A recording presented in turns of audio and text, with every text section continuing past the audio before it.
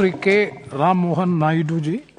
Thank you, Honorable Chairman, sir, for giving me the opportunity to participate in this important debate. Sir, according to the Comprehensive National Survey on the Extent and Pattern of Substance Use in India 2018, 14.6% consume alcohol, 2.8% consume cannabis, and 2.1% resort to opiates. In a country with a population of more than 130 crore people, these numbers should worry all of us who are present here. In fact, 1.58 crore children aged between 10 to 17 years are addicted to substances in the country, sir. The number of alcohol consumers aged in this group amounts to 30 lakhs, while cannabis users in the same group amounts to 20 lakhs, sir. And we can safely say that these numbers are underreported and the actual numbers would be even more. These are Indians who are legally and, more importantly, emotionally classified as children, sir. This is a problem because the maturing brain in adolescents is particularly more vulnerable to the acute use of drugs, and drug use during adolescence increases the chances of substance use disorder later in their life.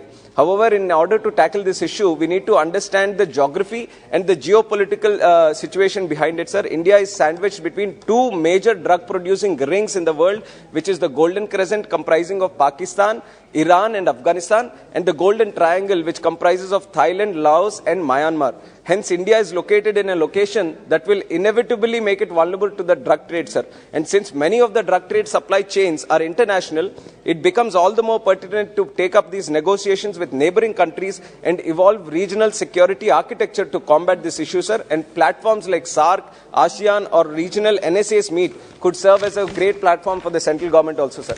And drug abuse also impacts families economically and impoverish them, while making their generations more likely to be in the poverty. And according to a paper by the National Institute on Drug Abuse, weekly expenditure on drugs amount to $13, and the total expenditure ranged between $250 to $25,000, sir. This is a huge amount for a country like India, sir. And there is also a liquor connection to drugs. In the name of banning liquor, what really happens in most cases, we have also been observing, is that the state governments take over the liquor business. Underground liquor mafia and black markets with spurious liquor start to flourish. So instead of leading to reduction in addiction, it leads to an increase in deaths due to consumption of spurious liquor, sir. And some of those who are trying to avoid this adulterated liquor will shift to other alternatives like drugs to sustain their addiction. Sir, in 2020, the NCRB reported almost 60,000 cases under the National Drugs and Psychotropic Substances Act 1985,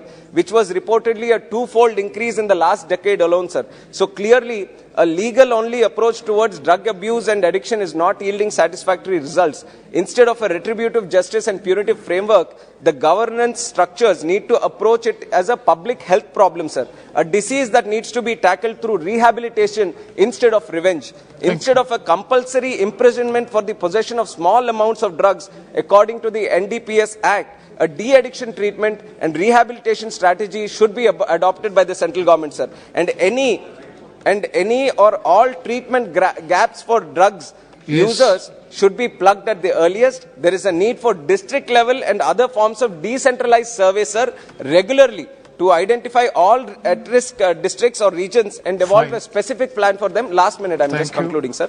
In the last 5 years alone, under the National Action Plan for Drug Demand Reduction, 2,85,559 persons have availed assistance under this plan in 2021-22 alone, sir. While we acknowledge the presence of schemes such as Nasha Mukt Abhiyan in 272 districts, more needs to be done. As mentioned earlier, a psychosocial approach to the issue will help us get rid of the issue. In Portugal, I want to take this example, sir. The government decriminalized drug-related offences and instead started treating it as a public health issue, sir. Since the inception of this strategy, the drug-related offences have come down from 14,000 to 6,000, attesting to its effectiveness, sir. Last sentence. One important aspect of the problem, sir, is farming of ganja in the country. The farmers involved in the profession do so out of need for sustenance, sir. In order to wean those farmers off weed production, there needs to be a targeted strategy at providing alternate sources of income, which will help curb the drug menace, sir. And last point, I urge the government to take necessary steps. And on behalf of TDP, we stand with the central government to make